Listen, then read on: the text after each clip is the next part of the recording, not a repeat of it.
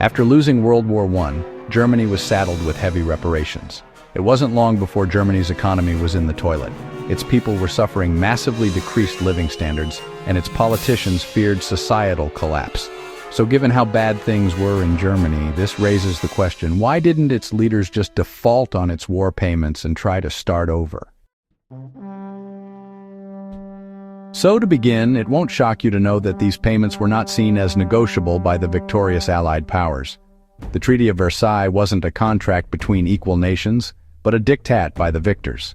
And well, most of the nations simply didn't care how it would be paid so long as it was. It took several years for the Allied powers to come up with a figure because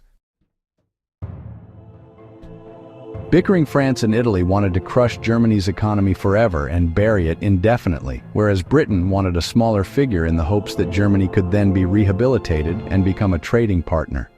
In the end, they compromised, and Germany was liable for 132 billion marks.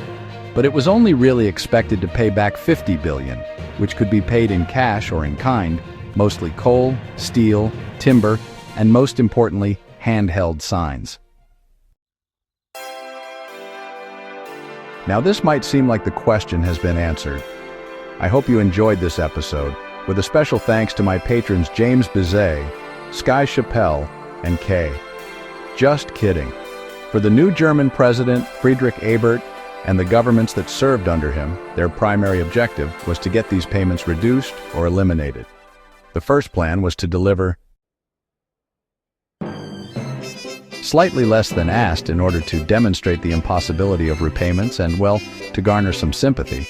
Didn't happen, and in 1920 the Allies and Germany held a conference to try and work things out. And the conference came to one conclusion: Germany would pay it back, or else. With this in mind, you'd think that the German government would have done everything in their power to get the reparations delivered. But fun fact, no.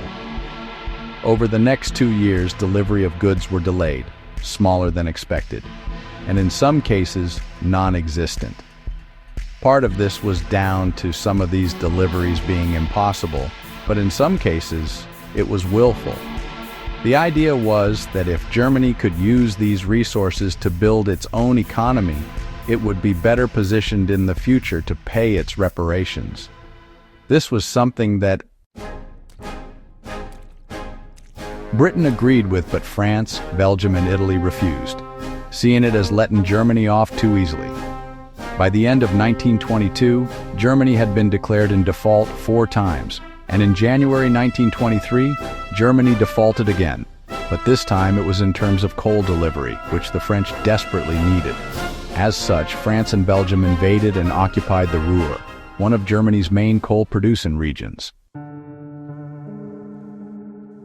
Losing a part of its industrial heartland was not good for Germany, and when the German chancellor called for nonviolent resistance, its output pretty much ground to a halt. The government didn't want regular Germans, who were now out of work, to suffer, so those who remained had their wages paid for by the government. This required a lot of money, and so the options were: 1. Increase taxes on everybody else. 2. Take the money from another part of the budget, or secret option number 3, just print more. This, in combination with a large increase in spending, led to what the Weimar Republic is best known for: the discovery of, well, hyperinflation, as y'all probably know. Hyperinflation, well, it just obliterated the German economy at the end of 1923. The government called for an end to passive resistance and issued a brand new currency. The ONAN looked into changing the terms of Germany's reparations to, smooth things over. In the end, the Dawes Plan was introduced. The Dawes Plan was adopted, and this opened up Germany to foreign credit and investment, which really helped the country pay what it owed. This was actually reformed again in 1929 and then in 1932, at which point the ONAN agreed to forgive about 90% of the remaining reparations. And after the next set of elections, the next guy in charge wasn't very interested in paying back anything at all. In the end, Germany paid back roughly 20 billion of the 50 or 32 billion that the Onan demanded.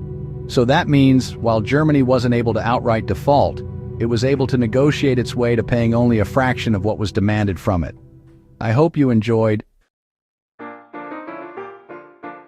this episode, with a special thanks to my patrons: James Bizet, Sky Chappelle, KKA Udan, Wang Wyan Hockey, Anthony Beckett's, Blue Cardinal, Alex Schwinn, Afir Fly, Spencer Lightfoot, Captain Pig, The Emsir, The Flying Dand, Gustav Swan, Robert C. Perkins, Shanine, Michael H. Burt, Castle Bravo, Marvin Kiao, Winston Quood, Rod D. Martin, Spinning Three Plates, Andy McGee, Kim Un-yoon, Danny Adanazio, Mirza Ahmed, Coppertone, Maggie Piskowski, H. from Stav Hav, Arthur Hosey Jr., Kitro, Remco Hoyman, Jim Strumberg, Beto T., Charles Larire, and Lord Beek.